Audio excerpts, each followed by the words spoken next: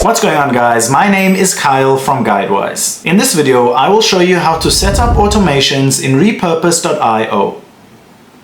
If this guide helps, please consider liking and subscribing so others can see it too. In Repurpose.io, in the left column, select Workflows. Then choose how would you like to use Repurpose. You can repurpose new posts automatically or repurpose existing content on a schedule. So we are going to select Repurpose new posts automatically. We then need to choose where your content comes from and goes. So I would like my content to come from Facebook. Then I will select my existing Facebook account. You can then choose what you would like it to post.